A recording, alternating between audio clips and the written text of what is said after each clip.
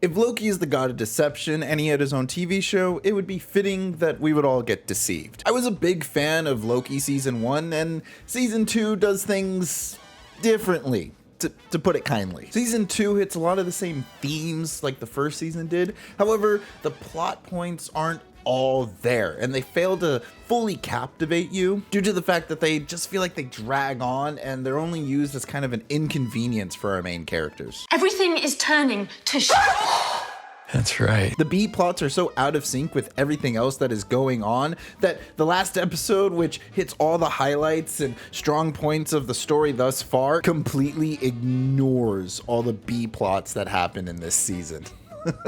We got some heavy hitters in this show, and they don't hold back. Every actor gives it their best performance and captures their character to a T. I can't help but just fanboy over Jonathan Majors, where he shows the full spectrum and flexes just how well of an actor he is in this show. Now, I can't say any more without spoilers, so you've been warned. You may have already heard by now, but the last episode puts the rest of the season, well, to shame. The season was very much a drag, and I think it has a lot to do with the environments and a lot of the one-on-one that happened between the characters. I appreciate the set. The set looks phenomenal and fantastic. Most of it is taking place in the TVA, and because of that, we lose a sense of theme for what's going on per episode. I think the environment plays a huge factor in being able to tell the story, being able to show us what the characters at the moment are probably conflicting with or need to express. Take season 1 for example. Being in the TVA a lot of the time just worked because we have Loki, a god of mischief and chaos, stuck in a bureaucracy.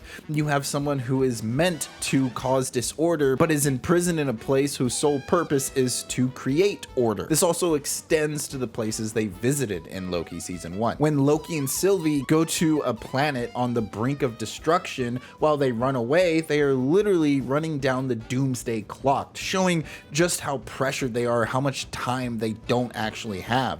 The environment plays a factor into the story and plays the themes into the characters, and the characters express themselves through those themes and that environment. But now the roles are flipped in season 2. We have the god of chaos trying to take control and find order when everything around him is falling apart. Don't get me wrong, there are still moments in season 2 that exemplify how a character is feeling. Take when Mobius and Loki go and get pie in the pie room. Mobius is eating his favorite pie. There's only one option. It is spread throughout the room as the room is dedicated to this one key lime type of pie, and Mobius is talking about how he is okay with the fact that he never had a choice in his life and he is rather content and happy.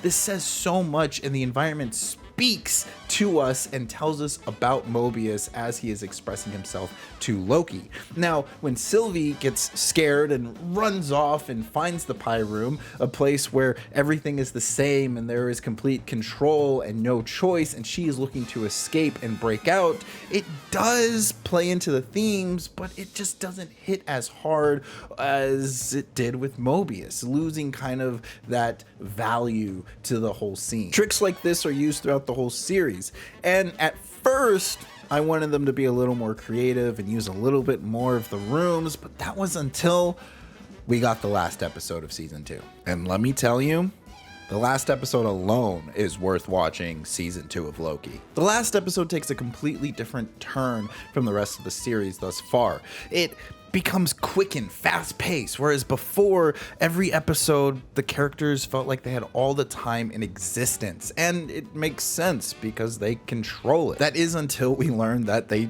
took too long, ironically enough, and Loki finally figures out his powers and just goes into this mad dash of trying to fix everything. It feels frantic, it feels like he's pressured, and it feels like the weight of the entire universe is on his shoulders. We get to revisit everything that has happened thus far, see Loki's influence, his determination, and watch as he finds purpose. The slow ride leading up to the last episode provides depth and complexity. We are able to remember everything that happened because we took so long in these eras before. And my critique earlier about using the pie room multiple times kind of plays a factor into this. The repetition adds into the story itself. Whereas the slow burn helps the last episode be so thrilling, the thrillness of the last episode provides so much more clarity to the rest of the series. So when Loki makes the ultimate sacrifice and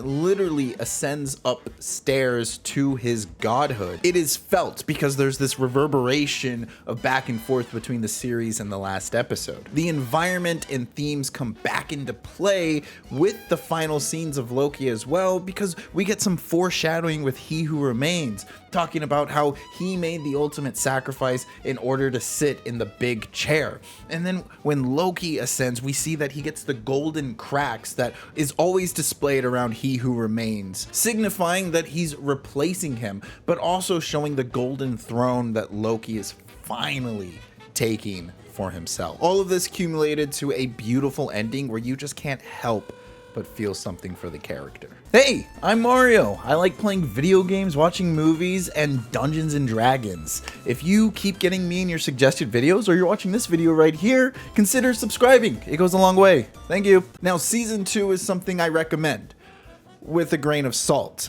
If you like the first season, definitely watch the second season. And just know that the ride to the top may be boring, but on the way down is gonna be exhilarating. Which is why I gotta give Loki Season 2 an 8 out of 10. Until next time, play nice.